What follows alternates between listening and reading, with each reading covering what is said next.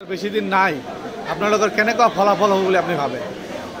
চাওক, মই সেইটো ক'ব বিচাৰি যোৱাকালি আমাৰ সন্মানীয় আমাৰ শ্ৰীযুত হাগ্ৰামা মহিলাৰী ছাৰে কৈছে যে আমি সঁচাকৈ ৰাইজৰ মৰম আজি আমি পাবলৈ সক্ষম হৈছে আৰু চৰকাৰ গঠন কৰাটো 100%। কিন্তু কিমান পাব সেইটো তাৰমানে কোৱাটো ঠিক নহয় বুলি কৈছে। ময়ো সেইটোৱে ক'ম, চৰকাৰ গঠন কৰিব 100%, কিন্তু কিমান পাব সেইটো মোৰ কোৱাটো ঠিক নহ'ব। কিন্তু আমাৰ তাৰমানে ছিংগল চৰকাৰ গঠন কৰিব পাৰিব, সেইটো ৰাইজে আশীৰ্বাদ মোটামুটি দিবলৈ ৰাজি। কেতিয়া ইলেকশ্যন হ'ব সেইটো ৰখি আছে। জমদাৰ সমষ্টিত কি হ'ব আপোনালোকৰ? জমদাৰ সমষ্টি আপোনালোকৰ নিশ্চয় ৰিপৰ্টাৰ হিচাপে অলপ হ'লেও গম পায়। গতিকে ৰিপৰ্টাৰ পৰা মই ফিডবেক পাই আছোঁ, ৰাইজৰ পৰা ফিডবেক পাই আছোঁ, ইণ্টেলেকশ্যন পৰা আমি ফিডবেক পাই আছোঁ, সকলো তাৰমানে এংগেলৰ পৰা আমি ফিডবেক পাই আছোঁ।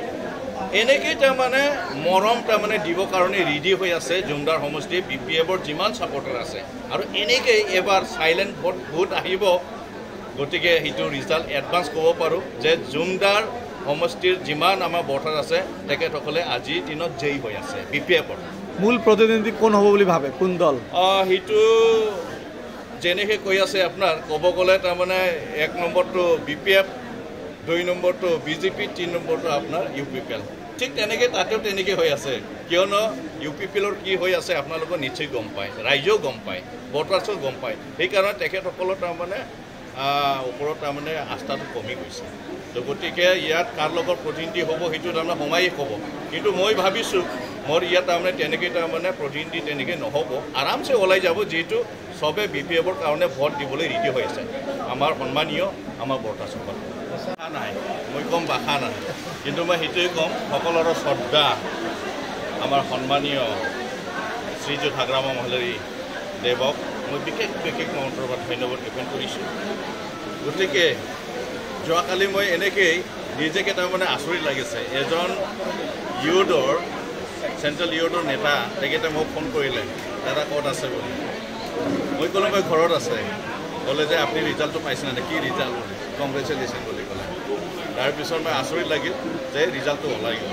তাৰপিছত মোৰ ভাষা নাই এনেকৈ যে যেনিবা যোৱাকালি মই প্ৰেছমিট দিম বুলি ভাবিছিলোঁ, কিন্তু আজি আপোনালোকক লগ পাই আৰু যেনেকৈ তাৰমানে উল্লাহ আমাৰ যেনেকৈ জুমদাৰ ব্লকটো যেনেকৈ তাৰমানে ইমান মনত খুচিৰে যে আজি মোক আদৰি লৈছে তাৰ ভাষা নাই।